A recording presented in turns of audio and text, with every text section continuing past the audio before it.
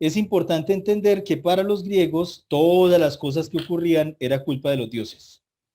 Que si usted sentía amor por alguien, entonces era Afrodita quien lo estaba o la estaba poseyendo. Ese sentimiento de amor es por Afrodita, de hecho, ese sentimiento de deseo sexual es por Afrodita, pero si por el contrario uno siente ira, entonces sería Hades, por ejemplo, el que le habría poseído. O si por el contrario o de otra manera lo que se sintiera fuese, por ejemplo, que uno está confundido, con un pensamiento confuso, como nublado, entonces sería un dios como Erebo, el que lo habría poseído. Así entendían los griegos el mundo.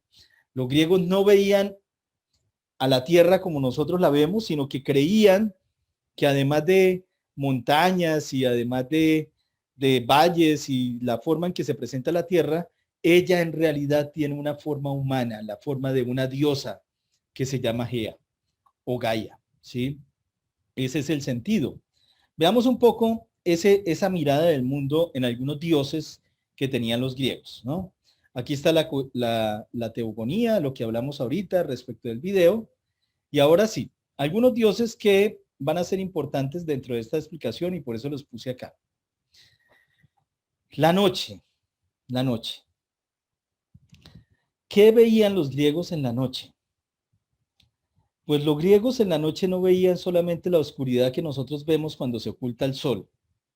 Sin duda creían que además esa noche era una metáfora de algo más, algo tremendamente poderoso que podía domar incluso a grandes dioses, a dioses de naturalezas extraordinarias o al dios mismo que gobierna para los griegos el mundo, que es Zeus. Aún a Zeus podría hacerlo, dominarlo de alguna manera la noche. ¿Qué representa la noche para los griegos? Representa el hecho de que tiene que haber un poder, una potencia, que es la noche para ellos, que guarda los misterios, como en la noche la oscuridad, que guarda los misterios y los enigmas. Y aquel que quiera acceder a los misterios y los enigmas de la vida, tendrá que descender hacia la noche, tendrá que poderlos conocer allí donde se encuentran ocultos. Por eso, de hecho, digamos que esta deidad está tan relacionada también con la filosofía y con la ciencia, porque todos los descubrimientos científicos antes de ser descubiertos estaban ocultos.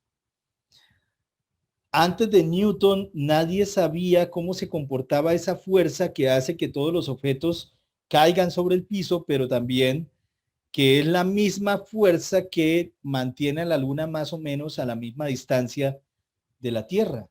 Antes de Newton no se sabía cómo se comportaba esa fuerza, que es la fuerza de la gravedad. ¿Qué es lo que hace Newton desde esta metáfora? Es como si hubiera tomado algo que estaba oculto. ¿Quién lo oculta? ¿Quién tiene ese poder desde la perspectiva de los griegos? La noche. La noche es la encargada o es la que tiene ese poder, ¿no? El poder de ocultar las verdades, de mantener ocultos los misterios, de guardar los enigmas. Es un poder de una presencia, de hecho, de una potencia femenina, así como Gaia, la Tierra, femenina, que es supremamente importante para conocer la verdad. Toda verdad entonces está oculta en esa noche, en ese poder que oculta el misterio, que oculta el enigma, que oculta la verdad. Y solamente puede salir a la luz si la noche, ese poder, permite que salga. El siguiente dios acá, que es importante porque es uno de los primeros de los que se habla en la filosofía, de hecho Tales de Mileto dice algo así como, si hay un principio de todas las cosas debe ser el agua, porque el agua está en todos los seres y nada puede vivir sin agua. Pues bueno, uno de esos dioses que tiene el poder sobre el agua y sobre todas las aguas, y además es considerado por los griegos como el origen de todas las aguas, por lo tanto el origen de la vida, sería Océano, ¿no? Este dios es entendido por los griegos no como un océano, como decir el mar, sino como un río que es la fuente de donde nacen todas las aguas, y además es un río que circunda, o sea que está por todas partes. Ese poder es el poder de océano. Los griegos, cuando veían el mar o cuando veían el río, entendían que tras ese mar y tras ese río había una fuerza divina, una fuerza, la fuerza de un Dios que mantenía el agua, que la mantenía dentro de su poder, pero también en él veían, eh, digamos que él también sería el responsable de los huracanes, de, de los maremotos, ¿sí? De los tsunamis, como formas mediante las cuales se manifiesta la violencia o la justicia terrible de este Dios, ¿no? Es un Dios que también castiga, ¿no? Es un Dios que ya dijimos, dentro de esa perspectiva griega, es también un guerrero, es un guerrero también. ¿Mm?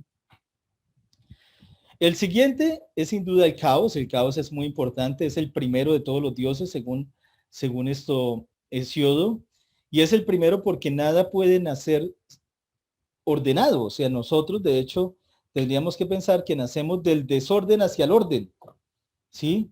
Hay algo, digamos que caótico que empieza a organizarse y empieza a tomar forma. Imagínense los primeros momentos de nuestra vida. Imagínense las fuerzas atractivas o repulsivas entre nuestros padres que los llevaron seguramente a que, a que pues tuviera una relación y de allí, entonces también imagínense todos esos espermatozoides en un caos increíble tratando de llegar hasta un óvulo, ¿no?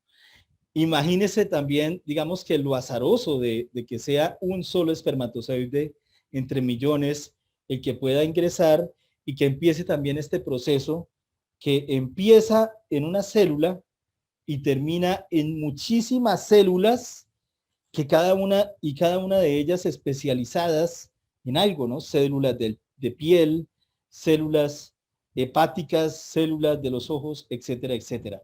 Todo viene del caos. Todo orden fue primero desorden y es algo que se está ordenando. El caos es una potencia tremenda porque también es la potencia de la muerte.